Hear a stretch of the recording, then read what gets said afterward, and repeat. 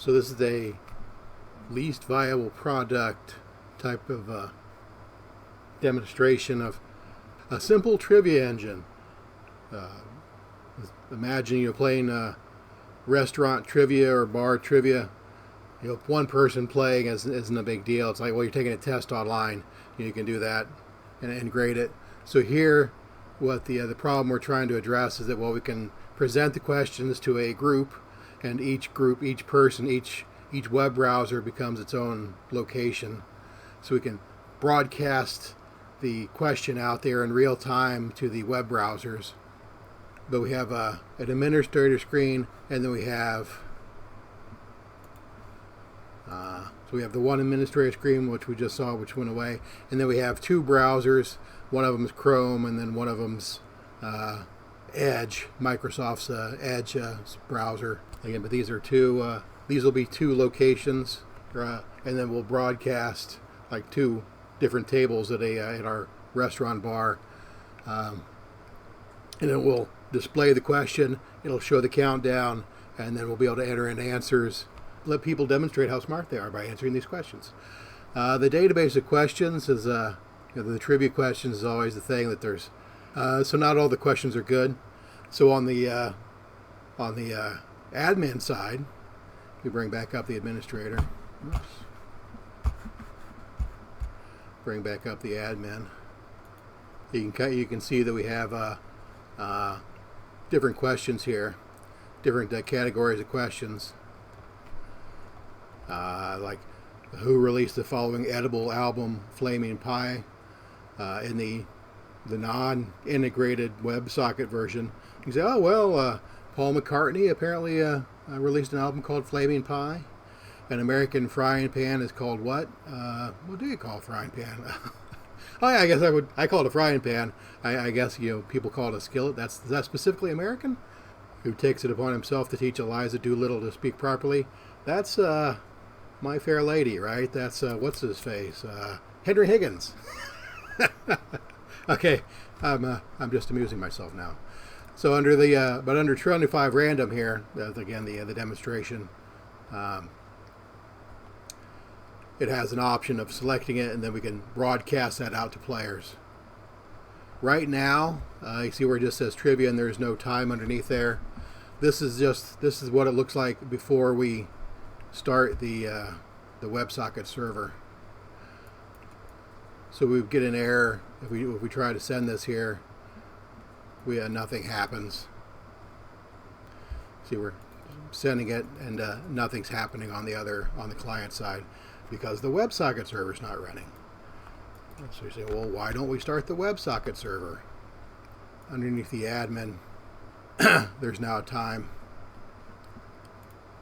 And if we get that out of there, you might be able to see how it says trivia, and it just says trivia, then category. Now with the server running, with the WebSocket application running on the server, we do a refresh, and it's connecting. So the server sees these the two web browsers as two different endpoints. So how did Catherine McTavish make Wimbledon history in 1979? I don't know. How did she do that? We can select that, and we hit send. It showed up on their screen, and we're getting the countdown, which is in sync. So we got player 1, player 2. Who knows? Who knows? So there it's acknowledging that, well, the request was, or the information was sent to the server. And the actual answer is, she was the first female umpire. I'm assuming it means umpire, not empire. And we'll have to. One of the many things that needs to be done is for the data set to be cleaned up. Under history and holidays, what amendment to the U.S. Constitution ended prohibition? I can hit the select and broadcast that out there. I think it was the 21st Amendment, since I just looked at the answer.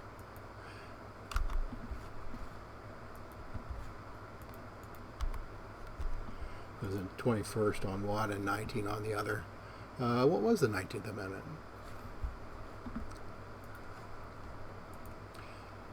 Again, that's very much a work in progress, where it pops up the alert. We need to beta test this stuff, and you can see the difference here in the times. How the timer is actually running in the browser, which might be an issue. But we've answered 2 questions, and then we could keep on going. Who was the lead singer of Go West? If I send that out there. Peter Cox? Yeah. Anyway, so we could go on here.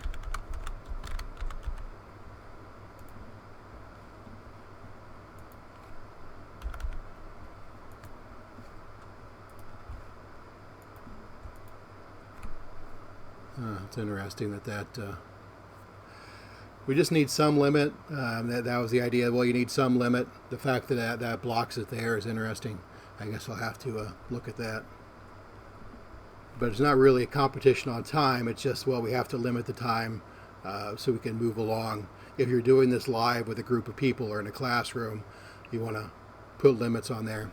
Scoring, we could show that here, like if you can see that there are 2, again, illustrating that, well, this is very much, 0.5 version sort of stuff. But there we have we're storing the answers from the individual clients, and we can add those to a database. We have to add that to our additional database on the back end. But you see how they're set different. You can see the questions and what the player guessed and what the correct answer was. The game has paused while it's waiting for the administrator to do something, just for fun. We can send that question there. I have no idea what hylophobia is, the fear of materialism. But again, that players would answer questions and then go from there. And it's move along at the pace of the presenter. So it'll tell us that the data that I have tells me that hylophobia is the fear of materialism.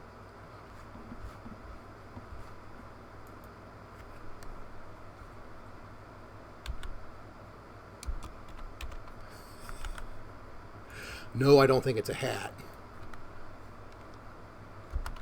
And it's definitely not a coat.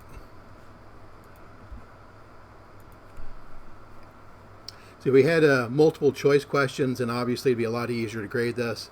If you're collecting people's typed responses, well, the people have to actually know the answer. So it's more of a test of the knowledge of the players. But then it also makes grading it a little tough. So it's Parliament. That's the Knesset is the Israeli Parliament. It's like, of course, should have known that.